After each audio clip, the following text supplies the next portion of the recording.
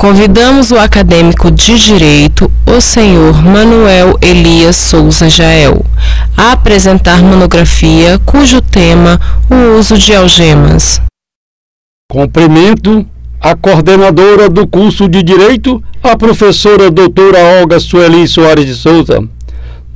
Nossas homenagens pelos relevantes trabalhos e pelo reconhecimento do curso de Direito.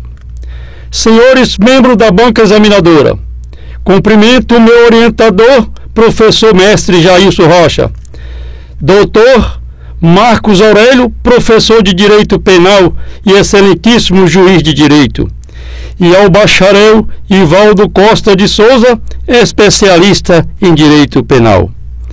Meus colegas acadêmicos, que igualmente se debruçaram em livros de pesquisa científica para concluir os trabalhos e cumprir a normatização do curso, engrandecendo assim essa instituição. O trauma das algemas. Certa vez, ainda na minha adolescência, uma viatura da Polícia Militar algemou e levou à prisão um ancião de 80 anos de idade e desfilou com o preso algemado pelas vias públicas do distrito de Ibiraí, exibindo-o como se fosse um troféu, causando grande indignação à comunidade e profundo trauma ao ancião. Apurado os supostos fatos delituosos, o ancião foi posto em liberdade porque era inocente. O idoso, injustiçado e humilhado, entrou em depressão profunda e, ao visitá-lo, ele proferiu as seguintes palavras: "Não tenho vontade de viver, mas não tenho coragem de me matar." E o ancião definhou-se até a morte. O tema a ser abordado trata-se previsões legais para o uso das algemas e sua influência na desconstrução da dignidade humana. Trabalho de conclusão apresentado ao curso de Direito da Faculdade do Sul da Bahia como requisito parcial para a obtenção do título de bacharel em Direito.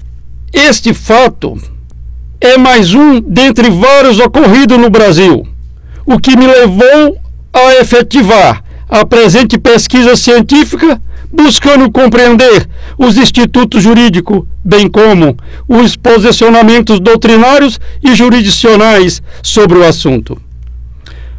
O presente trabalho possui como tema previsões legais para o uso de algemas e sua influência na desconstrução da dignidade humana. O tema é de grande repercussão e se embasa no seguinte questionamento: em um Estado democrático de direito, o uso indiscriminado de algemas na condução coercitiva de preso fere o princípio da dignidade humana. Ao policial civil e militar, como agente da administração, é responsável pela proteção repreensiva e preventiva. Cabe zelar pela ordem e sossego público e pela incolumidade física dos cidadãos. Porém, não é detentor de salvo-conduto que lhe permite tudo, nem lhe foi concedido direito à imunidade. O exercício dos direitos é condicionado a certas regras fundamentais da política judiciária.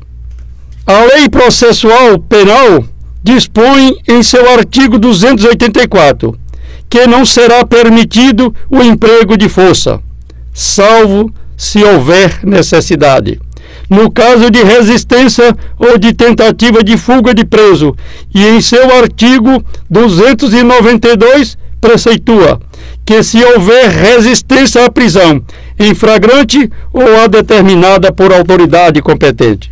O executor e as pessoas que o auxiliarem poderão usar dos meios necessários para defender-se e para vencer a resistência.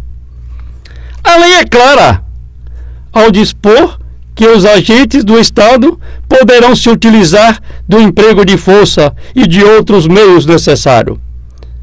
porém limita tais atos ao impor sua prática apenas na ocorrência de resistência ou fuga de preso, visando coibir o uso indevido das algemas. Nos últimos anos, porém, muitos foram os casos de uso indevido de algemas por parte dos agentes da Polícia do Estado, sendo que a maioria deles passou despercebido pela mídia e pela sociedade.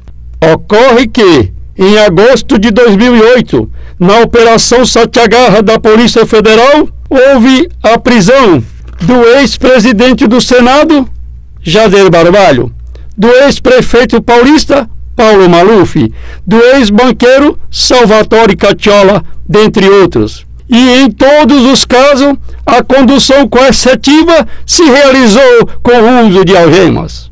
Diante da exposição dessas personalidades políticas, o Supremo Tribunal Federal editou a súmula vinculante para regular o tema. A súmula número 11, que ficou vulgarmente conhecida como súmula Cacciola-Dantas.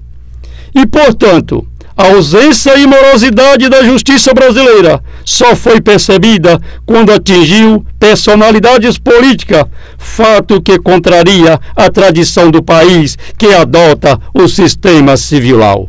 Será que a vergonha e a humilhação é perceptível apenas aos mais poderosos?